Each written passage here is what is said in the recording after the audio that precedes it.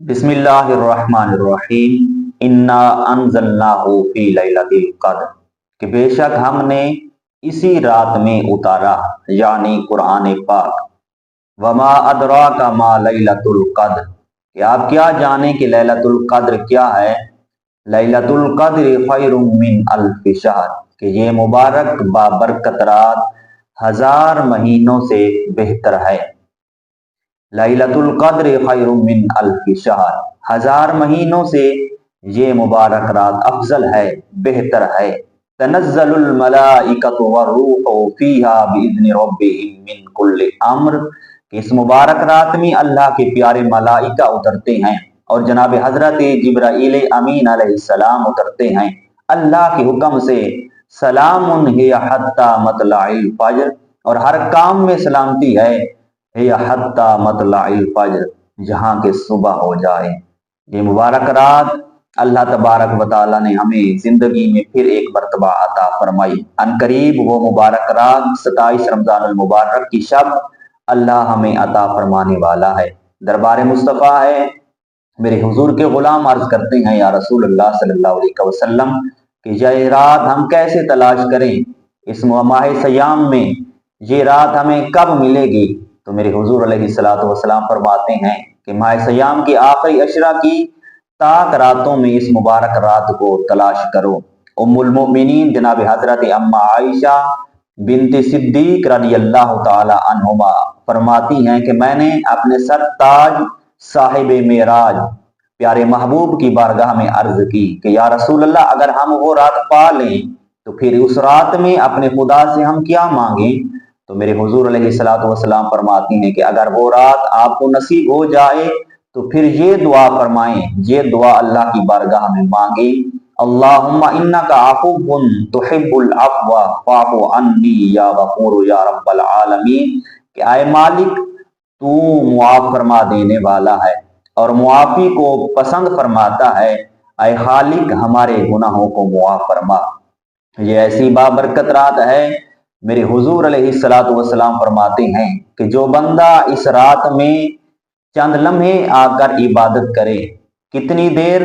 کوئی قیام کرے یا رکوع یا سجود، اتنی دیر کہ جتنی دیر ایک چرواہا بکری دو لیتا ہے، تو میرے حضور علیہ السلام فرماتے ہیں کہ یہ بندہ اللہ کے ہاں 12 ماہ روزے رکھنے سے بھی زیادہ محبوب ہے۔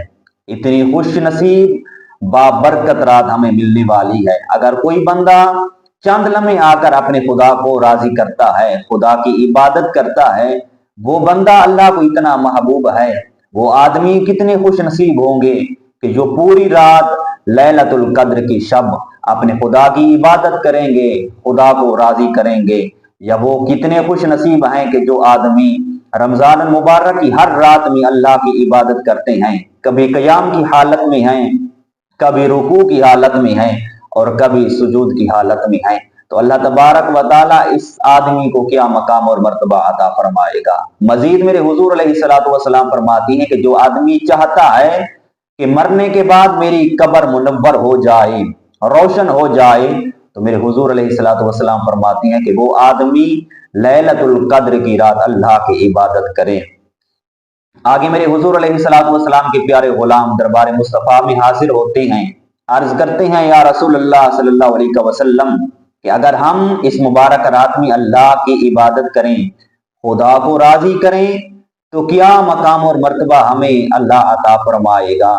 میرے حضور علیہ السلام فرماتے ہیں کہ اگر آپ اس رات میں آ کر صرف ایک مرتبہ ہی اللہ اکبر تکبیر کہیں گے تو اللہ تبارک و تعالی جنت میں ایک ایسا آپ کو سایہ دار درخت عطا فرمائے گا، ایک ایسا سایہ عطا فرمائے گا کہ اگر آپ پوری زندگی جنت میں اس کا سفر طے کرتے رہیں تو وہ سفر ختم نہیں ہوگا۔ یہ ہے لیلۃ القدر کی شان۔ میرے حضور علیہ السلام فرماتے ہیں کہ 3 جماعتیں ایسی خوش نصیب ہوں گی کہ اللہ تبارک و تعالی محشر کے دن ان کے ساتھ مصافحہ فرمائے گا۔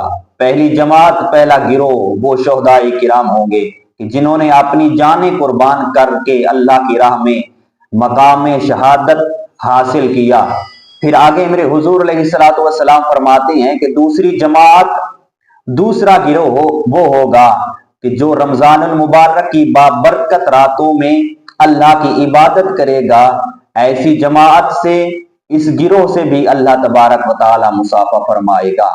اور تیسری جماعت، تیسرا گروہ وہ ہوگا جو عرفہ کے دن یعنی 9ویں ذو الحج کو روزہ رکھے گا، اللہ تبارک و تعالی اس جماعت سے بھی مصافحہ فرمائے گا۔ یہ کیسی خوش نصیبی ہے بندے کی کہ بندہ رمضان المبارک میں اللہ کی عبادت کرتا ہے، رات میں قیام کرتا ہے، سجود رکوع کرتا ہے، اپنے رب کو راضی کرتا ہے، تو اللہ اس آدمی کو کیا مقام عطا فرما رہا ہے کہ بروز معاشر اللہ ڈائریکٹ اس بندے کے ساتھ مصافحہ فرمائے گا۔ وہ رات ان قریب ہے، آنے والی ہے۔ اس رات میں اپنے گناہوں کی معافی مانگیں، اللہ سے رزق حلال کا سوال کریں، کیونکہ میرے حضور علیہ الصلوۃ والسلام فرماتی ہیں کہ جب یہ رات آتی ہے تو خدا کی دربار سے آوازیں آتی ہیں، حل من مستغفر استغفرہ یا حل من مسترزق استرزقہ، کہ ہائے کوئی ہم سے معافی مانگنے والا، ہم اس کے گناہوں کو معاف فرمائیں، یا ہائے ہم سے کوئی رزق مانگنے والا، ہم اس کو رزق عطا فرمائیں۔ جو اس بارگاہ میں موجود ہوتے ہیں اس وقت، ان لمحات میں، وہ بڑے خوش نصیب ہیں۔ ہم تمہاری بکرم ہیں، کوئی سائل ہی نہیں، راہ دکھلائیں کسے، راہ روے منزل ہی نہیں۔